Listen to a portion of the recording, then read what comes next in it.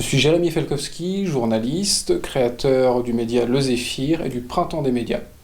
Le Zéphyr, c'est un média en ligne et sur papier, totalement indépendant, qui explore les passions de nos contemporains et les aventures humaines pour évoquer d'une manière plus concrète qu'une courbe de chômage, qu'une grande expertise désincarnée, ce qu'il se passe dans le monde.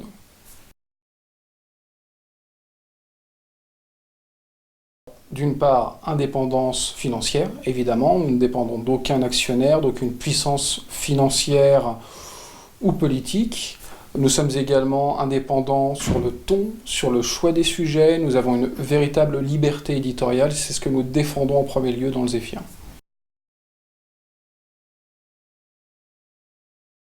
L'avenir des médias dépend à 50% des journalistes et également à 50% du public. À ce titre, le Zéphyr dépend en grande partie de ce que le public va pouvoir lui donner. En première partie, de la confiance. Évidemment, nous proposons des abonnements pour notre magazine trimestriel et forcément, on a besoin du public pour vivre.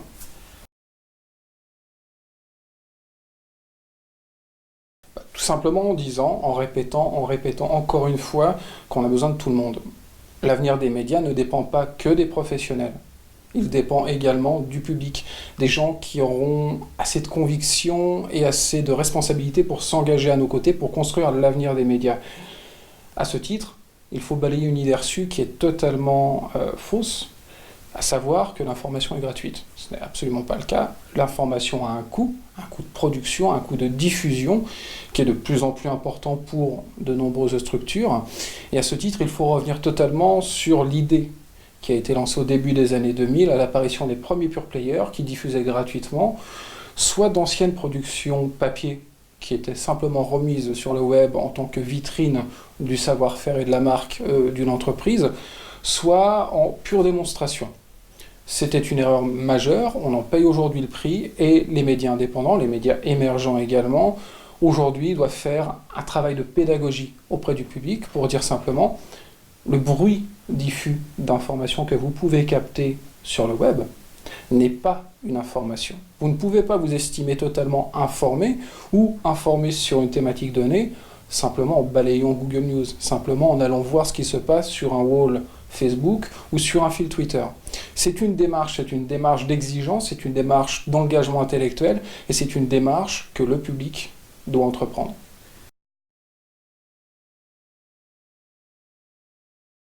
Notre première cible avec ce discours, c'est bien évidemment les gens qui ont conscience aujourd'hui de l'importance d'une information libre, indépendante, vraiment représentative de ce qui se passe dans le monde. C'est une première chose. Mais je suis intimement convaincu, et on est intimement convaincu au Zéphyr, que les gens ne sont pas des moutons. Ce sont des papillons de nuit. Et les papillons de nuit vont se diriger vers ceux qui vont émettre de la lumière. Bon, ce ne sera pas forcément l'équipe du Zéphyr, mais on aura des gens qui porteront un discours, qui prouveront par A plus B que l'information indépendante est un pilier majeur et fondamental de la démocratie. Aujourd'hui, bien plus qu'hier, la démocratie a de vrais problèmes, d'une part de fonctionnement et d'autre part de représentation. Les médias doivent jouer un vrai rôle dans la dynamique de renforcement de cette démocratie. C'est le débat public, ce sont les échanges au quotidien, c'est le vivre ensemble, ce sont des thématiques qu'il faut promouvoir, ce sont des gens qu'il faut mettre en avant, c'est le journalisme de solution, ce sont des chemins de vie, des aventures humaines qu'il faut mettre en avant. Tout ça fait qu'il y a un discours à porter et je suis intimement persuadé que des gens peuvent entendre ce discours.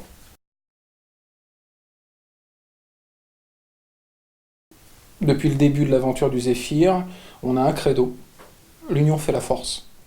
Alors, ça va certainement choquer les apôtres de la concurrence, des parts de marché, des temps de diffusion et du clic. Nous sommes indépendants, que ce soit Impact, que ce soit Koi, que ce soit le Zéphyr, que ce soit le 4 heures, etc., etc. Nous sommes tous indépendants et nous sommes tous de facto étroitement liés dans une démarche commune, à savoir promouvoir une manière différente d'informer, de porter les sujets et d'aller à la rencontre du public. Je crois intimement que l'avenir des médias indépendants se jouera dans le collectif. Et donc, il faut imaginer des passerelles, il faut imaginer des partenariats, il faut imaginer potentiellement des productions transversales entre différents médias. Il faut créer des synergies pour créer des envies. Clairement, le Zéphyr n'a rien inventé. Il n'a surtout pas inventé le journalisme qu'il pratique. Notre équipe, depuis 3 ans et demi, pratique un journalisme à l'échelle humaine. On explore les passions de nos contemporains, on explore les aventures humaines. C'est quelque chose de tout à fait classique. Albert Londres, Kessel, Françoise Giroud, les grands noms de la presse le faisaient bien avant nous. D'autres, je l'espère, le feront encore après. Simplement, on a vocation à aller voir les gens, les vrais gens. Les petites gens, les gens un peu plus illustres, pour évoquer avec ces personnes des traits d'une histoire à parcours, une histoire vécue, qui viendra illustrer l'actualité d'une manière beaucoup plus personnelle et beaucoup plus concrète, en tout cas on l'espère, qu'une analyse sur un plateau télé. Et de ce fait, nous avons vocation à porter non pas une différence, mais en tout cas un manifeste. Le journalisme, pour nous, peut et normalement doit être à échelle humaine. On ne doit pas se couper des gens et du vrai monde.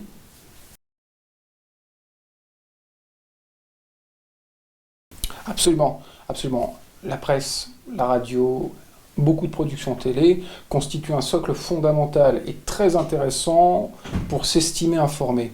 Au-delà de ça, les nouveaux médias existent.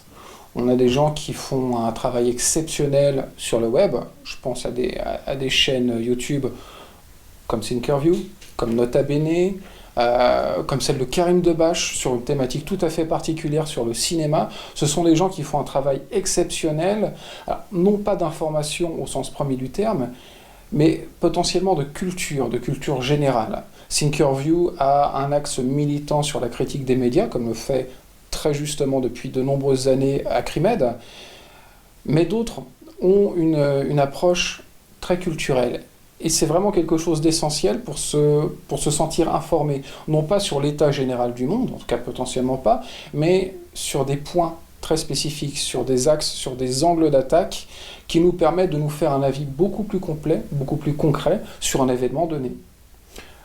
Voir par exemple une chronique d'une chaîne comme Altériste, qui revient sur des pages connues ou méconnues de l'histoire en proposant des scénarios totalement alternatifs en uchronie, ça permet de prendre du recul sur ce qu'il s'est passé dans le monde.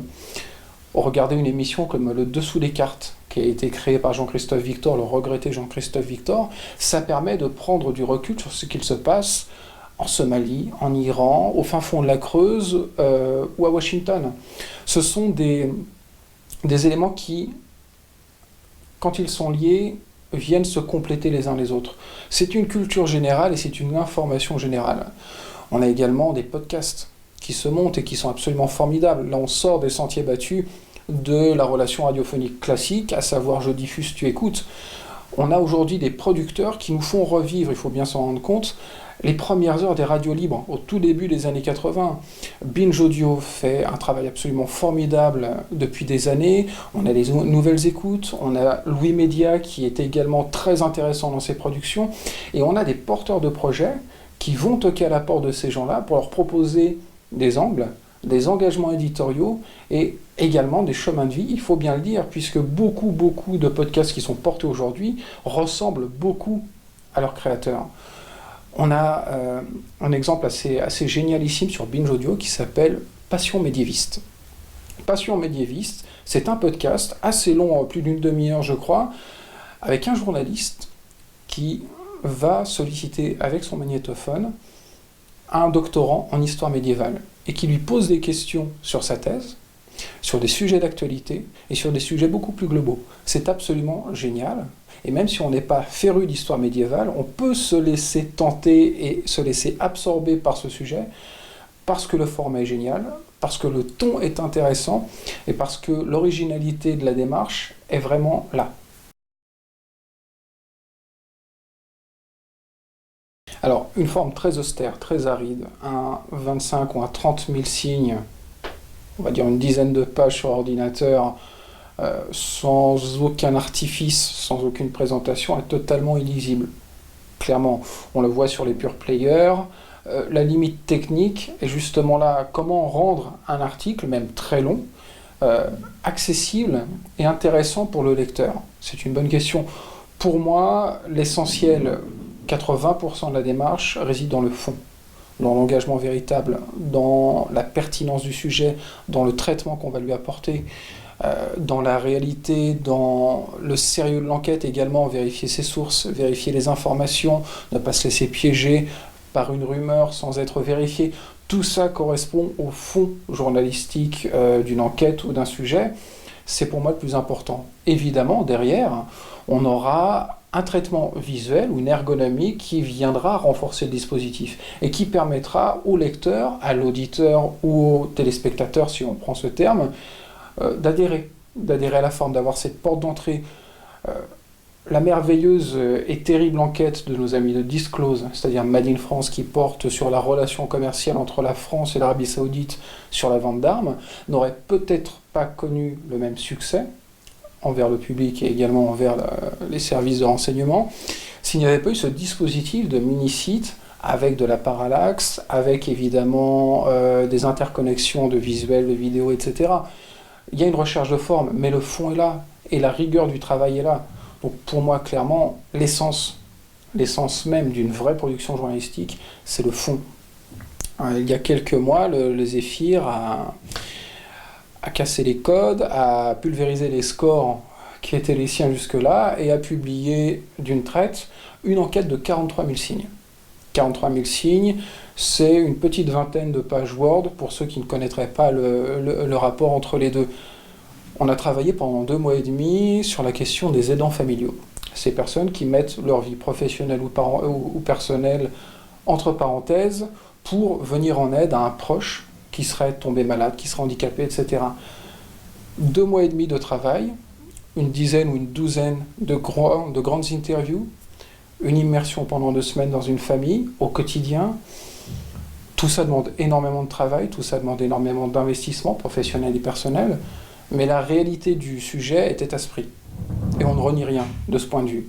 Certes, on ne fera pas l'ouverture du 20h avec un tel sujet, mais d'une part, on aura mis en lumière celles et ceux qui s'engagent réellement dans cette voie, volontairement ou involontairement, et d'autre part, on aura permis à certains de nos lecteurs de découvrir ce qui se passe de l'autre côté du miroir, et se rendre compte que, finalement, chez le voisin, ou peut-être dans la famille, on a déjà un aidant familial.